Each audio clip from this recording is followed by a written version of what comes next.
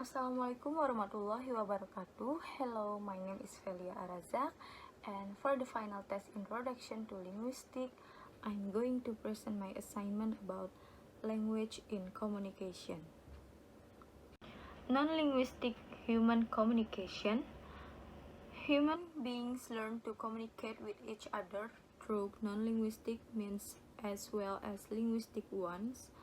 A message may even be contradicted by the accompanying tone and gestures. Language itself appears to be used more effectively when there is communicative congruence. That is, when words, gestures, and behavior support one another, being appropriate to the speaker and the listener and to the content and the context of the message. Paralanguage. Paralanguage is the non-phonemic properties of speech that people use to inflect the meanings or their verbal language. According to America Heritage 2000, speaking faster using a lower tone of voice, raising the pitch of your voice at the end of a sentence are all examples of paralanguage.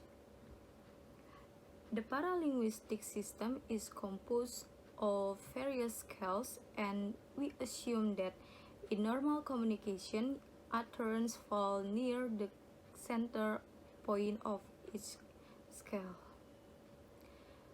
The things used in paralinguistic communication are vocal speed, vocal loudness, pitch tone, clicking the tongue, sighing, looking, and sobbing. Kinesics. Kinesics is the study of gestures or body movements and facial expressions.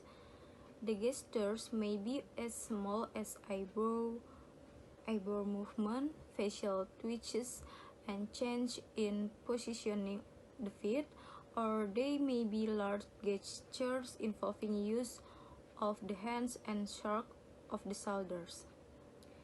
Kinesics is the study of cycle movements during reading, writing, listening, and speaking.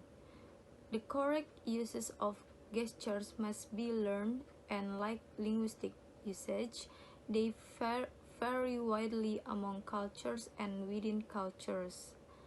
For instance, in North American culture, we move our hand up and down to agree and sideways to disagree. In Japan, people bow their shoulders to respect someone or when they meet someone.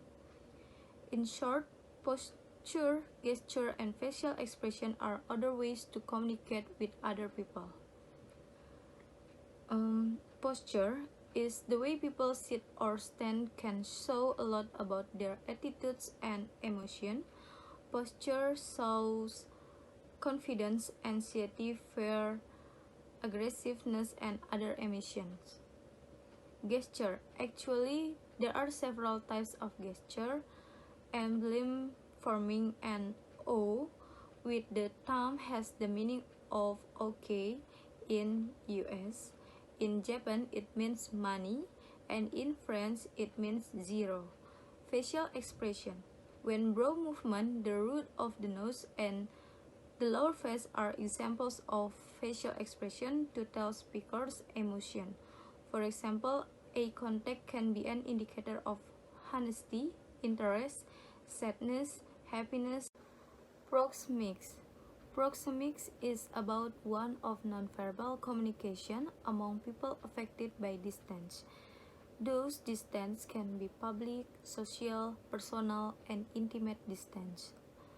Proxemics focus on how people use the space between speakers and listeners in the process of communication.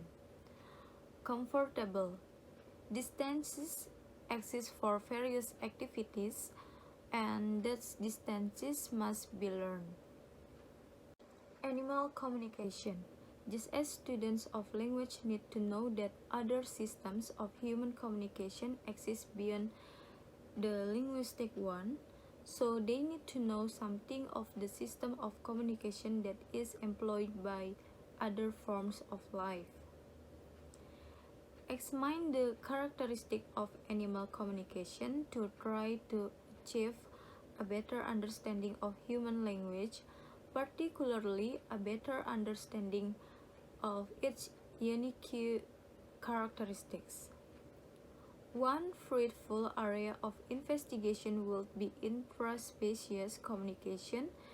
Besides intraspecies, another area of potential interest is interspecies communication. Intraspecies and interspecies. Intraspecies communication is an interaction in population ecology, whereby members of the same species compete for limited resource.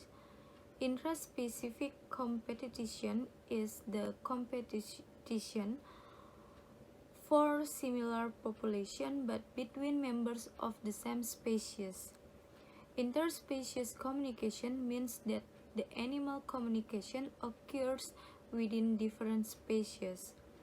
Animals can compete for research between individuals of different species. I think that's all from my presentation, and thank you.